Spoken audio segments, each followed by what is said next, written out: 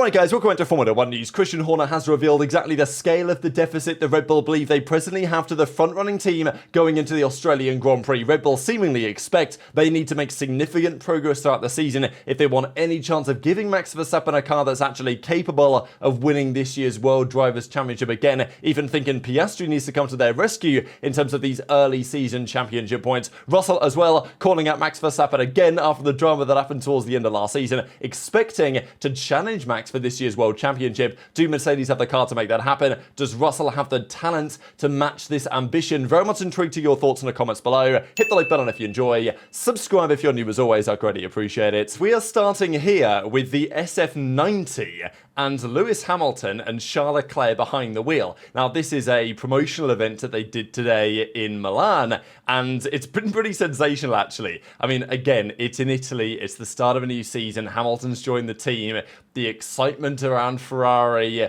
in Italy in general is probably at near all-time highs at some level. Like, you know, there's a feeling that this is the season, this is finally the season, I think, in Italy. Whether that's actually true or not, well, we'll see some proper evidence once we get to Melbourne.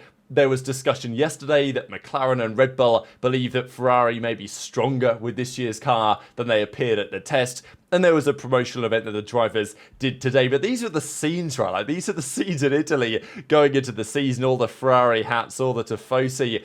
Pretty memorable event, I think, for many. And here's Hamilton and Leclerc getting the opportunity to speak a bit to the crowd. I think at the end of the day, they played the Italian national anthem. Hamilton was talking to the crowd about it. Leclerc was giving his perspective. This as well was an interesting comment from Hamilton. We are the strongest driver pairing Formula 1 has probably ever had. Of course, look, you can look at the Senna Prost days. Ferrari at one time had Prost and Mansell, right? Of course, even with Mercedes, Hamilton and Rosberg was certainly a very strong pairing as well. But yeah, in theory, it's the strongest pairing for some time. Whether they can execute on that and whether they will be able to secure the constructors or maybe a driver's title as well with this pairing would be something pretty special. But yeah, some of the footage here, I know that many people are watching this being pretty jealous that they're not in Milan today because the weather's beautiful and they got some great running in the cars as well. There was even this moment when Hamilton and Leclerc kind of come out of this little chicane, as it were, and then Leclerc just speeds past Hamilton and overtakes him. So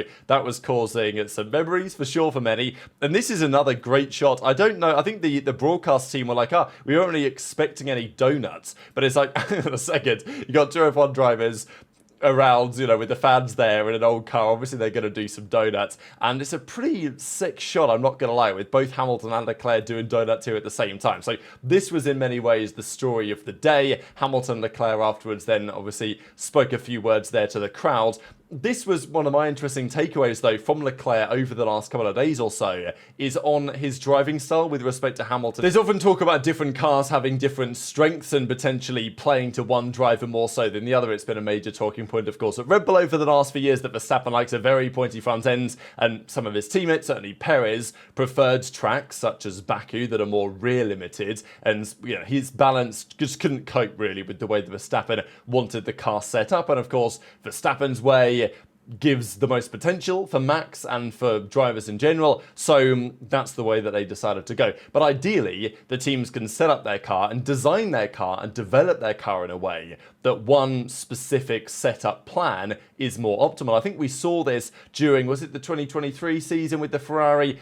They brought an upgrade at, I think it was Japan, and Leclerc really kicked on at that point compared to Sainz, because at that time it was pretty nip and tuck between the pair of them, but they brought an upgrade which allowed Ferrari to set up the car with a bit more front end, a bit more turn-in. I think it was that year where Ferrari were generally setting up their car with a little bit of understeer because it just controlled things a bit better. They brought an upgrade, they brought a change, and it was able to give them more performance, but it tended to suit Leclerc over his teammate Sainz at the time. Fast forward to today, and in an ideal world, Leclerc and Hamilton would want similar things from the car. And that's what Leclerc says. I was actually surprised, he says. Our driving style is very similar. We both like to push a lot, especially on entry. And in that sense, we're quite alike. That's positive because I think it requires the same things from the car. Hamilton's driving style is a bit of an enigma. We know that he's great on the brakes. Hamilton doesn't really seem to mind whether the car is understeery or oversteery. He'll make it work. It's just the features of these years, the last couple of years, Mercedes cars haven't played to his strengths under braking and the feel and that type of stuff. But both guys can definitely cope with and enjoy a sharp front turn-in. Maybe not to the extent of Verstappen, but they want to attack on the entry. I think that's the bottom line, and they maybe do it in slightly different ways, but they want a car that's going to be stable underneath them in both of those circumstances. So that's a couple of takeaways from Ferrari. This is what Briatore said. Like, I can't believe they really brought this guy back just to yap. I mean, look at him go. If everyone is working together, I believe that in 2026 it is possible to be winning races, and in 2027 fighting for the championship. So look, we'll see. Have Alpine made progress, to be fair, since Briatore's return? Sure. This year the car actually looks acceptable, and next year they've got Mercedes engines, and maybe if the Mercedes engine is dominant, it actually could be in a decent position. But do we really buy it? Alpine say a lot of things. How much of it actually comes true? We also got this picture today of, this looks like Andy Cowell on the right, the team principal over at Aston Martin, and Adrian Newey in his study with the pen and paper, basically. I thought it was a funny picture because the image, of course, that he has supposedly drawn, I don't know if he actually would have drawn it, is the Aston Martin logo. It's like, right, Adrian, before you work on the car, we just need you to draw the Aston logo for a couple of hours, and then we'll get a nice picture for social media. But certainly lots of work to do, and they'll be telling Adrian, look, it's just start from the ground up. Right? Let's start from the basics, and then we'll work from there. Of course, the difficulties maybe for Aston Martin is that Enrico Cardile, the man that they've wanted from Ferrari, not able to get him because of the gardening leave that Ferrari have imposed. This comes out of De Kessa. Thought was interesting though on the 2026 regulations, because of course Aston Martin are going to be with Honda at that time. Mercedes, though, are going to be with Mercedes. And there is a general feeling growing, and it's been this way for some time, that in 2026, the Mercedes power is going to be the dominant power unit, or at least the strongest power unit, or the joint strongest, or something like that. The Red Bull power unit is unlikely to be able to compete. The Ferrari may, the Honda may, the Audi is also unlikely per our current understanding. But the Mercedes is almost certainly going to be an excellent power unit at that time. And there's been questions on what this looks like in terms of what the teams are going to do. Now, Russell has tried out the 2026 tyres. He doesn't like them. They're thinner, right? So there's new prototypes for next year's car, and they're narrower than they presently are. Now, their plan was to keep them narrow, right? But some teams, or at least Pirelli, came to the teams and says, all right, guys, the new tyres are narrower for 2026 than we currently have them for 24, 25, etc. We can make them like they used to be if you like. Due to the problem with, potentially going to narrower tyres and the issue with that and the overheating, like severe overheating that the tyres have seemingly had, next year's cars will have 20% less downforce, but in the testing they've done, the tyres have their issues, right? And yeah, Pirelli tyres, I've been a big critic, let's be honest, over the last couple of years, as have many of the teams. And it still doesn't really seem like they 100% know what they're trying to do here. But they're going to make 2026 tyres narrower than they presently are. And they said to the teams, though, can we just use the previous ones? They work, kind of, type thing. The teams, though, said no. They didn't exactly vote on this. They said no with the exception of Mercedes. Now, this I think is quite telling, because Mercedes said, we would actually prefer to stay with the tyres as they presently are, which implies that they are happy keeping as many things static as they possibly can, knowing that the engine component of the whole structure is changing massively, potentially in their favour. So there's a feeling, this is what the article describes, that the other top teams, the Red Bulls, the Ferraris, they disagreed with Mercedes. They may also prefer to have the tyres as they presently are. But you bring a new tyre in, narrower than it currently is, there's lots of things to figure out and work on and understand about that whole setup. That allows more unknowns that maybe other teams can capitalise on, right? There's a feeling, the article basically says, there is a desire for many teams to have as many changes as possible to try and reshuffle the order, because the teams are somewhat concerned that Mercedes' engine is going to be so strong that if you keep as many things static and then the engine changes, then it could be a blowout. So it's just interesting to note that, because it implies at least that the teams are somewhat concerned about where Mercedes are currently going.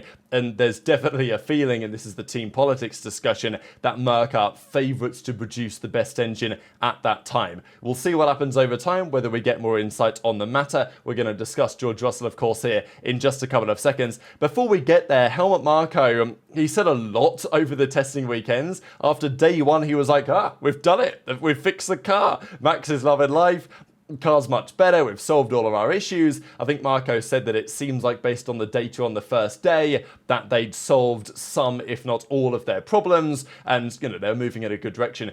Day 2, certainly day 3, weren't exactly to plan. And Marco said this: "I'm not disappointed by the RB21, but it would have been nice if our adaptations and innovations had worked straight away." So yeah, everyone in the camp is saying that it's not exactly perfect. The car is more predictable, it reacts to the changes in setup as it should. That's very important, to be fair, when we talk about correlation. There is no longer the unpredictability that characterized a good part of 2024. Some innovations, though, did not work, and this means that we still have room for improvement. And this is when Horner steps into the conversation and says that as far as they are concerned and are aware, they are 2 to 3 tenths off where McLaren presently are. We still need 2 to 3 tenths to be at the level of McLaren, who had a much better degradation than us in terms of tyres. In Bahrain, Norris was much brighter than Piastri, but I hope the latter proves more competitive already in Melbourne, because we need Piastri and Norris to steal points from one another. We have the wild card Max, who must compensate for the technical gap with his driving talents.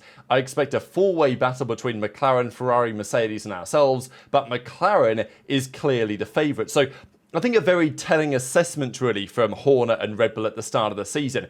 He believes, based on the analysis and the testing that they have done, they're 2 to 3 tenths away from where McLaren currently are.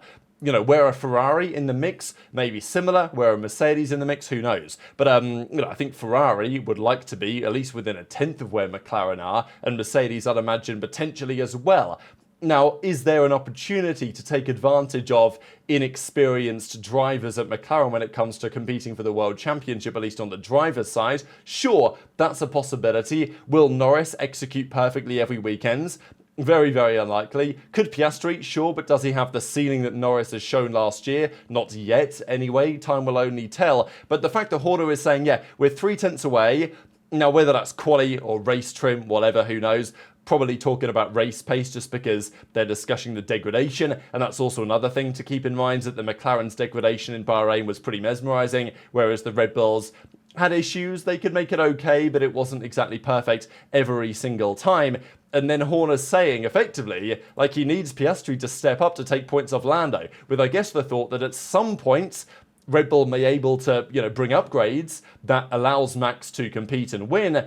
But the feeling at Red Bull currently is, as it stands, Max is not going to be able to win the championship. Something would have to change in order for that to be the case. And he, ideally for Horner and for Verstappen, Piastri takes points off Norris in the meantime, until such time that Red Bull have upgraded the car and understand the car enough that Max can really close the gap, which is obviously possible, but certainly interesting, especially when teams are looking forward to 2026 and what the regulations are looking like then, and all the time and the investment that is going to take.